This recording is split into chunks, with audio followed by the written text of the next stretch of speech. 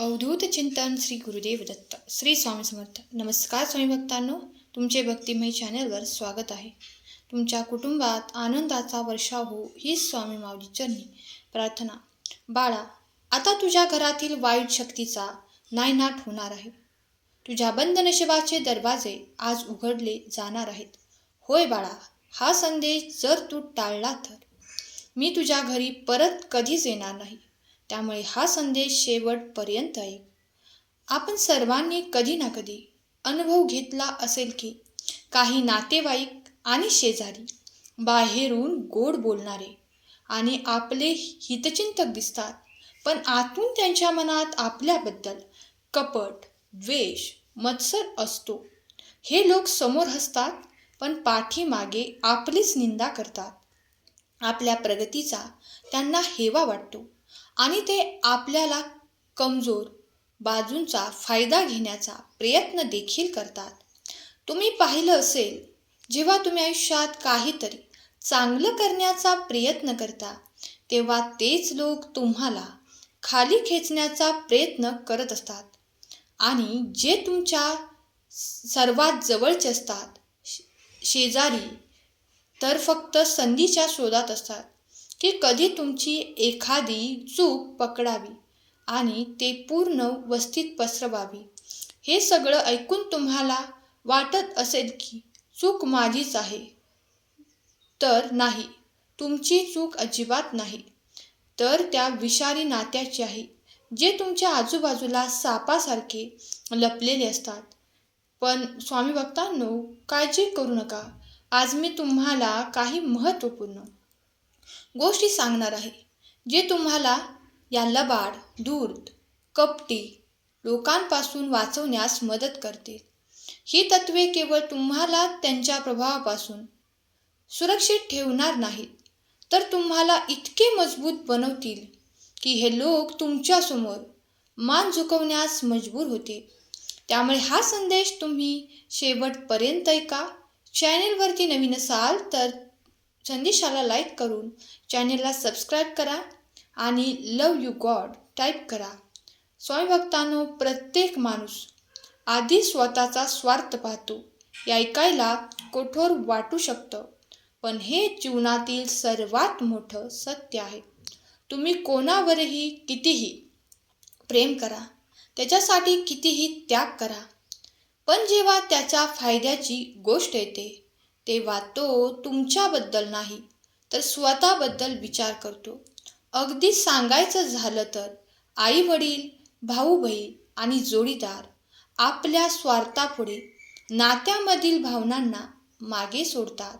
अशा परिस्थितीत विचार करा, जे रक्ताचे नाते आहेत तेच इतके बदलू शकतात, तर बाकी जगाकडून आपण काय अपेक्षा करावी. आपल्या आजूबाजूला असलेल्या प्रत्येक नात्याला आणि संबंधाला देवाणघेवाण यासारखे समजायला हवं. जोपर्यंत तुम्ही कोणाला काहीतरी देत आहात, मग ते प्रेम असो, पैसा असो, आदर असो किंवा सोयी असो, तोपर्यंत ते नातं टिकतं. तुम्ही थांबता, दुसरी व्यक्ती लगेच बदलते. म्हणून कधीही असं समजू नका की लोक तुम्हाला पसंत करतात म्हणून ते तुमच्या सोबत आहेत, पण याच्या उलट तुम्ही त्यांच्या कामाचे आहात म्हणून ते तुमच्या सोबत आहेत. हे खरं आहे आणि कटू गोष्ट आहे, पण जर तुम्ही आज हे समजून घेतलं नाही, तर उद्या तुमचा कोणीतरी फायदा घेईल, कोणीतरी तुमच्या पाठीत खंजीर खुपसेल आणि तोपर्यंत खूप उशीर झालेला असेल. स्वामी भक्तांनो, म्हणून स्वतःला वाचवायची असेल तर सत्य स्वीकारायला शिका. जग भावनांनी नाही, तर स्वार्थाने चालते, आणि हेच पहिलं आणि सर्वात महत्त्वाचं तत्त्व आहे, आणि ते तुम्ही पाळा. जर तुम्हाला अनुभव आला असेल तर कमेंट बॉक्समध्ये नक्की शेअर करा, आणि हा संदेश आपल्याला धोका खाणाऱ्या मित्रांना नक्की शेअर करा. स्वामी भक्तांनो, तुमच्या प्रगतीने सर्वात आधी जळतो तो तुमचा शेजारी, कारण तो तुम्हाला रोज पाहतो. तुमचे राहणीमान, कपडे, गाडी, पाहुणे, अगदी घरातील आनंददायी वातावरण तो समोरून हसतो, पण मनात आग लागलेली असते. हे जळून हळूहळू विष बनते, जे वेळ आल्यावर तुमच्या विरुद्ध पसरवलं जातं. समजा एक दिवस तुम्ही तुमच्या मेहनतीने नवीन गाडी घेतली. तुम्हाला अभिनंदन करणार येतील, पण शेजारी काय म्हणतील? गाडी चांगली आहे, पण ऐकलं आहे की आजकाल खूप कमी हप्त्यावर मिळते. हे असते मुकुट घातलेले, ईर्ष्या करणारे, बाहेरून गोड आणि आतून आंबट असणारे.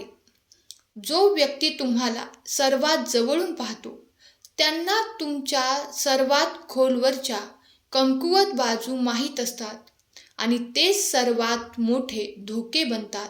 शेजारी प्रत्येक लहान मोठ्या गोष्टीवर लक्ष ठेवतो.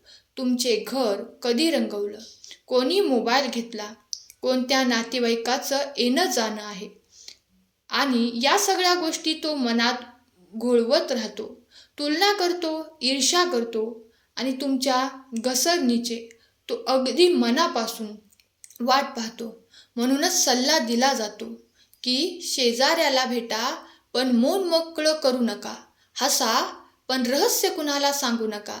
लक्षात ठेवा, जो तुम्हाला सर्वात जवळून पाहतो, तो एक तर तुमचा रक्षक बनतो किंवा सर्वात मोठा शत्रू. त्यामुळे अशा कपटी शेजाऱ्यांपासून तुम्ही सावध राहा. सगळेच शेजारी असे असतात असे नाही, पण चांगले शेजारी खूप क्वचितच असतात. त्यामुळे तुम्ही सावध राहणे हे महत्त्वाचे आहे. तुमच्या शेजारी कसे आहेत तुम्ही हे पहा, आणि हा संदेश तुम्ही शेवटपर्यंत ऐका. रक्ताचे नाते तेव्हाच टिकतात जोपर्यंत स्वार्थ असतो. तुम्ही ऐकलं असेल की रक्ताचे नाते कधीच धोका देत नाही, पण यावर पूर्णपणे सहमत नसण्याची शक्यता आहे. रक्ताचा संबंध तेव्हा टिकतो जोपर्यंत स्वार्थ टिकून असतो. नातेवाईकांचे सर्वात मोठे वैशिष्ट्य म्हणजे त्यांची गोड जीभ. ते समोर तुमची स्तुती करतील. काय छान प्रगती केली आहे, खरंच अभिमान वाटतो. पण जसं तुमची पाठ फिरेल, तेच लोक तुमच्या विरुद्ध विष ओकण्यास सुरुवात करतील, तुम्हाला नावे ठेवण्यास सुरुवात करतील. संकटाच्या वेळी जो सोबत उभा राहतो तोच खरा नातेवाईक, आणि बाकी सगळे फक्त नावाचे नाते. जेव्हा एखादे संकट येते, नातेवाईक सर्वात आधी म्हणतात, आम्हाला तर काहीच माहीत नव्हते. आम्हाला माहीत असते तर तुम्हाला मदत करू शकलो असतो, पण सध्या आम्ही स्वतःच त्रस्त आहोत. अनेकदा हे नाते फक्त सामाजिक दिखावा म्हणूनच राहते. सण, लग्न आणि समारंभात सगळे येतात, पण जेव्हा मदतीची गरज असते तेव्हा ते आपला फोन देखील उचलणार नाहीत. ज्या परंपरेत नात्याला देव मानले जाते, तिथे सर्वात जास्त धोके नात्याच्या नावावरच मिळतात. त्यामुळे सावध राहा. प्रत्येक नातेवाईक आपला नसतो. प्रत्येक काका मामा मनापासून हितचिंतक नसतो. अनेकदा सर्वात मोठा धोका त्यांच्याकडूनच असतो जे आपले जवळचे म्हटले जातात. जो स्वतःवर अवलंबून आहे तो सर्वात बलवान आहे. त्यामुळे स्वावलंबी बना. दुसऱ्याच्या कृपेवर जगणारा नेहमीच अपमानित होतो.